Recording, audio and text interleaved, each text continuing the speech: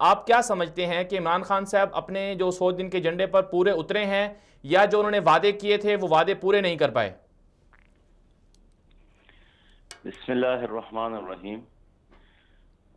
نئی حکومت کے یہ 100 دن جی پاکستان کے عوام، غریب عوام کے لیے اور مجبور عوام کے لیے بہت بھاری رہے، اور ہر دن پہلے دن سے زیادہ مشکل تر رہا۔ ایک تو حکومت نے کوکلے وعدے کیے جس میں سے کوئی بھی پورا نہیں کیا، پھر مس مینجمنٹ اس حکومت کی بے انتہا رہی، جی پھر کوئی ہدف واضح ہی نہیں تھا، وزراء کی غیر سنجیدگی رہی، ایک وزیر کچھ کہتا رہا، دوسرا وزیر اس کا تردید کرتا رہا، ایک دوسرے کو جھوٹا کہتا رہا۔ جی اور اس 100 دنوں میں جو عام غریب کے استعمال کی چیزیں ہیں ان کی قیمتوں میں بے انتہا اضافہ ہوا۔ پھر یہ کہ آسیہ کی رہائی سے 22 کروڑ جو مسلمان عوام ہیں ان کی دل آزاری ہوئی، اور جی یہ ٹھیک ہے کہ امریکہ اور برطانیہ اور یورپی ممالک تو خوش ہو گئے، انہوں نے جی بہت شاباش دیا، لیکن نبی مہربان صلی اللہ علیہ وسلم کے ساتھ محبت کرنے والے مسلمان عوام اس سے بے انتہا خفا ہو گئے۔ بالکل اور پھر یہ کہ جس طرح وزیر اعظم نے خود آ کر ان کو دھمکیاں دی اور ان کو ایک محدود طبقہ کہا، جی تو اس سے اور بھی یہاں کے لوگوں کی دل شکنی ہو گئی۔ پھر یہ ہے کہ ایک حکومت کی کارکردگی اگر آپ نے دیکھنا ہے تو یہ کہ کیا اس نے قانون سازی کی ہے، تو ان جی 3 مہینوں سے زیادہ عرصے میں بار بار اسمبلی کا اجلاس ہوا جس میں گالی گلوچ اور ایک دوسرے پر الزامات، تانے، دھمکیاں، اس کے علاوہ اور کچھ نہیں ہوا، یعنی قانون سازی نہیں ہوئی ہے۔ جی حالانکہ کروڑوں کا خرچ قومی اسمبلی کے اجلاسوں پر ہوا ہے، سینٹ کے اجلاسوں پر ہوا ہے۔ دوسری بات یہ ہے کہ کیا 100 دنوں میں معیشت میں بہتری آئی ہے یا عوام کی حالت میں بدتری آئی ہے؟ جی تو ظاہر ہے جو پہلے سے خوشحال لوگ ہیں وہ تو خوشحال ہی ہے۔ احتساب کے حوالے سے آپ کیا کہیں گے کہ پاناما کیس میں جن لوگوں کے آپ نے نام دیے تھے تو احتساب کا عمل چند افراد کے گرد گھوم رہا ہے یا پھر جو جس طرح کے آپ لوگ چاہتے تھے احتساب ہونا چاہیے ویسا احتساب بھی ہو رہا ہے؟ احتساب تو اب تک کا ہوا نہیں ہے۔ پاناما لیکس میں 436 افراد کے نام تھے، ان جی میں سے صرف نواز شریف صاحب نااہل ہو گئے اور باقی 436 لوگوں کو سمن نہیں کیا گیا۔ حال یہ ہے کہ نواز شریف صاحب کی سزا کے بعد میں نے ایک پٹیشن جمع کیا تھا سپریم کورٹ میں جی کہ اب ان مزید لوگوں کو بھی بلایا جائے، سمن کیا جائے، ان کا بھی آڈٹ کیا جائے،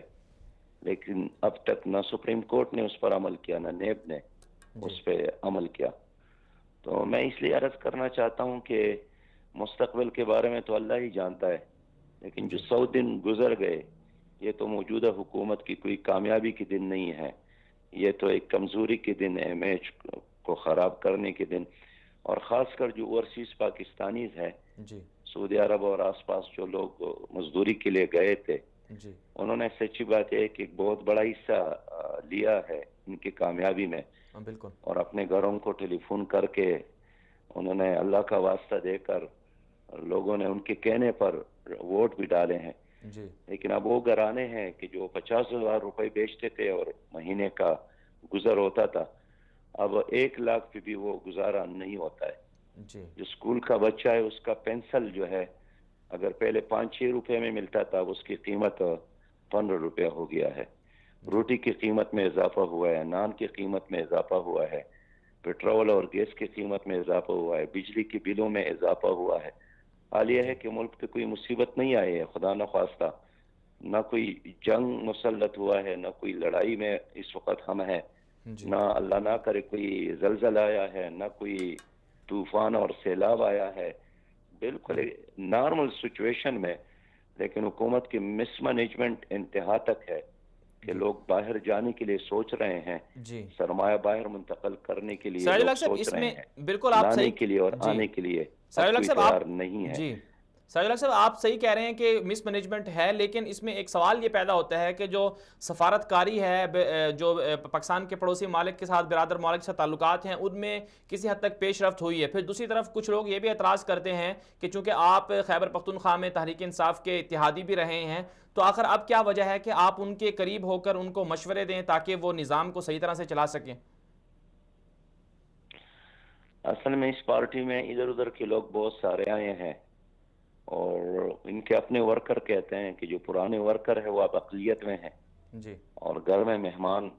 بہت زیادہ ہو گئے ہیں۔ باقی یہ جو اس وقت ہمارے ملک میں اصل میں جی اختیارات کا کوئی مرکز معلوم نہیں ہے۔ ایک حکومت ہے جس کا سربراہ وزیر اعظم ہے، ایک دوسری حکومت ہے جس کو چلا رہے ہیں چیف جسٹس، جی تیسری طرف اسٹیبلشمنٹ بذات خود بھی ایک طاقت ہے۔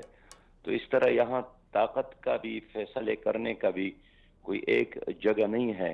اور پتہ نہیں چلتا ہے کہ کون فیصلہ کرتا ہے اور کون اس کو نافذ کرتا ہے۔